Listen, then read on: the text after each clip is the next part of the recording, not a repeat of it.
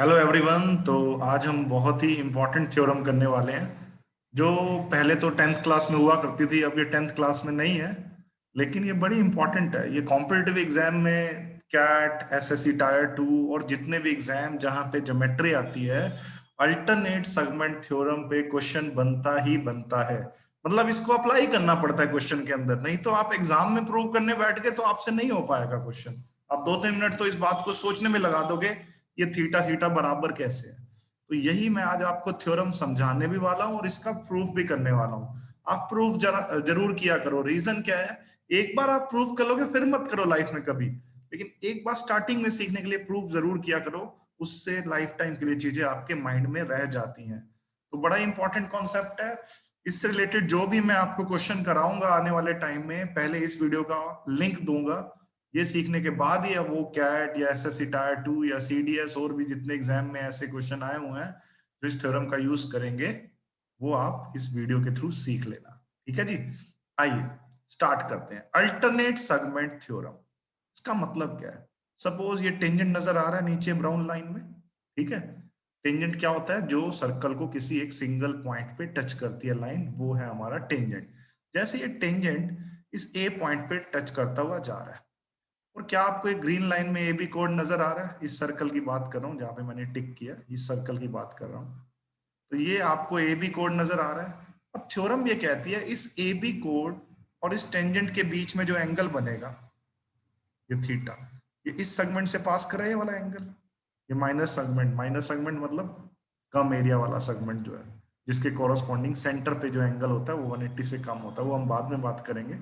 पहले ये कम एरिया वाला सेगमेंट आपको नजर आ रहा है। हाँ, ये थीटा यहां से पास कर रहा है। ये थीटा किसके बीच है बताओ, टेंजेंट और कोड के बीच में। कौन से कोड के बीच में, ए बी के कोड के बीच में।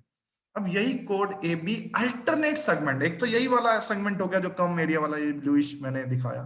दूसरा सेगमेंट कौन सा, ये सारा। इस पे कहीं भी एंगल बनाएगा ये कोड ए बी, तो एक एंगल क्या बना, ए सी बी, सी सर्कल के ऊपर लाई कर रहा है। ऐसे इनफाइनाइट एंगल बन जाएंगे, ए एम बी भी बना सकता हूँ कुछ, यहाँ पे पॉइंट एम ले लूँ तो, कुछ टी ले लूँ यहाँ पे तो ए टी बी बना। तो ऐसे जितने भी एंगल बनेंगे सारे ही थीटा होंगे। मैं तो एक ही एंगल दिखाया, ऐसे बहुत सारे दिखा सकते हो आप। कोई बच्चा कहता है सर उस पॉइंट ऑफ व्यू से दिखाओ, उस पॉइंट ऑफ व्यू से देखना तो ये वाला फिगर देखो जो यहाँ पे मैंने टिक किया। अब यहाँ पे आपको कोड नजर आ रहा है। ठीक है, कौन सा कोड, ए बी कोड नजर आ रहा है। और नीचे आपको क्या नजर आ रहा है, टेंजेंट नजर आ रहा है, ये देखो। अब इस टेंजेंट और कोड के बीच में ये थीटा एंगल बन रहा है, तो ये हमारा मेजर सेगमेंट में बन रहा है ना। तो अल्टरनेट सेगमेंट में कौन सा बन रहा है बताओ, ए सी बी, जो दूसरा सेगमेंट माइनस सेगमेंट है, ए सी बी। तो अगर ये थीटा तो ये भी थीटा होगा। ऐसे इनफाइनाइट एंगल बनेंगे दूसरे सेगमेंट में, है ना, ए बी कोड द्वारा। जैसे सपोज मैं एक एग्जांपल ले ही लेता हूँ। सपोज मैंने यहाँ टी बनाया, टी तो मैं ले चुका हूँ। सपोज मैंने यहाँ पे बनाया एम। अब देखो ए एम बी भी बनेगा, एक एंगल नजर आया आपको, ए एम बी ये वाला, तो ये भी थीटा ही होगा। ऐसे इनफाइनाइट एंगल बनेंगे इस सेगमेंट में, तो वो सारे के सारे क्या होंगे, थीटा। सपोज यहाँ पे मैं आपको दिखाता हूँ रेड कलर में एक एंगल, ये थीटा था, ये देखो। अल्टरनेट सेगमेंट में ये थीटा है, ए सी बी बन रहा है इस कोड पे। तो इस कोड से अल्टरनेट सेगमेंट में इनफाइनाइट एंगल बन सकते हैं। सपोज एक एंगल मैंने ये दिखा दिया, ए क्यू बी, तो ये भी थीटा होगा। ठीक है, इनफाइनाइट एंगल्स बनेंगे अल्टरनेट सेगमेंट में, वो सारे के सारे थीटा होंगे इसके बराबर। तो इस पॉइंट ऑफ व्यू से भी सोच सकते हो, इस पॉइंट ऑफ व्यू से भी सोच सकते हो। तो ये थ्योरम तो आपको होगे सर आप रटवा रहे हो, इसको समझाओ। अब मैं आपको इसका प्रूफ देता हूँ। आइए नेक्स्ट पेज पे चलते हैं। ये डायग्राम मैंने थोड़ा सा बना के रखा हुआ है आपके लिए, इनके नाम दे देते हैं कुछ ना कुछ। जैसे इसका नाम मैंने ए दे दिया, इसका नाम मैंने बी दे दिया, ये पॉइंट एम ले लिया मैंने सपोज। ए बी कोड द्वारा इस टेंजेंट के साथ यहाँ पे थीटा एंगल बन रहा है। तो अल्टरनेट सेगमेंट में भी ये वाला एंगल, सपोज इस पॉइंट का नाम पी दे दिया, तो ये वाला एंगल भी आपको क्या प्रूव करना है बेटा, थीटा ही प्रूव करना है। तो कैसे करें, इस सर्कल का कोई ना कोई सेंटर होगा, होगा ना। इस सेंटर से इस कोड के एंड पॉइंट्स को ज्वाइन कर दो, यानी कि ओ ए और ओ बी को मैंने ज्वाइन कर दिया। अब जल्दी से बताओ, क्या मैंने आपको ये प्रॉपर्टी बता रखी है, tangent and radius are perpendicular to each other at the point of contact. तो ये जो लाइन है नीचे ब्राउन लाइन, ये टेंजेंट है हमारी। इस टेंजेंट का नाम रख दो एल टेंजेंट है सपोज। तो क्या ये पिंक वाली लाइन रेडियस और टेंजेंट जो नीचे ब्लू एल लाइन है उसके साथ ये 90 डिग्री का एंगल बनेगा, कंप्लीट एंगल यहाँ से यहाँ तक। ये इसको रेड कलर में दिखा देता हूँ, आइए। ये कंप्लीट एंगल 90 डिग्री है, उधर से भी और उधर से भी, दोनों तरफ से 90 डिग्री है। क्यों? प्रॉपर्टी क्या होती है? Tangent and radius are perpendicular to each other at the point of contact. अच्छा बताइए, उस 90 डिग्री में से ये वाला पार्ट तो थीटा है, तो बचा हुआ पार्ट कितना होगा? बचे हुए पार्ट को मैं ब्राउन कलर में दिखा देता हूँ। ये वाला बचा हुआ पार्ट, ये वाला angle total complete brown plus red 90 degree है।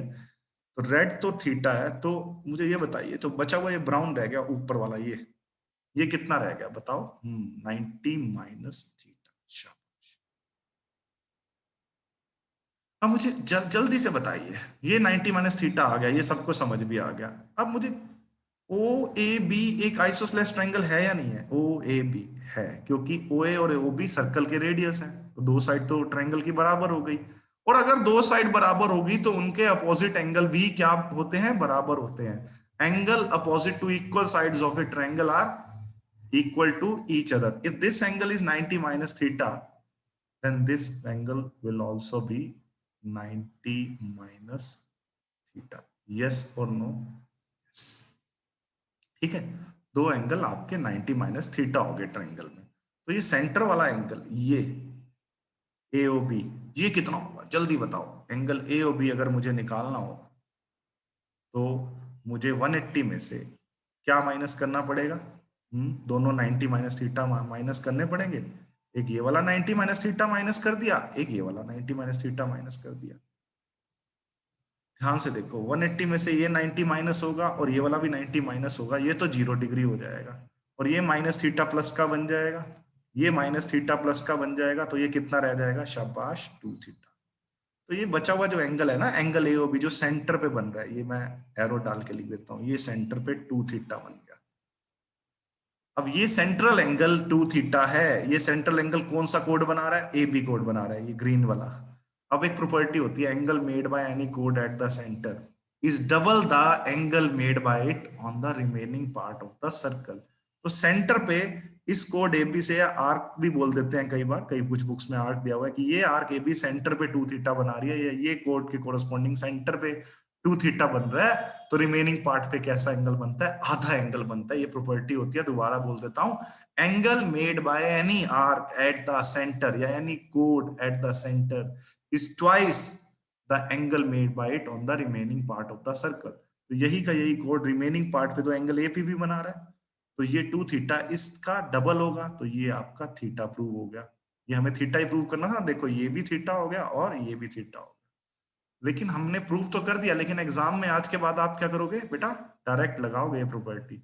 अगर ये थीटा 40 डिग्री है तो एकदम से माइंड चलाओगे, ये भी 40 डिग्री लिख दोगे उठा के। एग्जाम में अब आपको प्रूव नहीं करना पड़ेगा।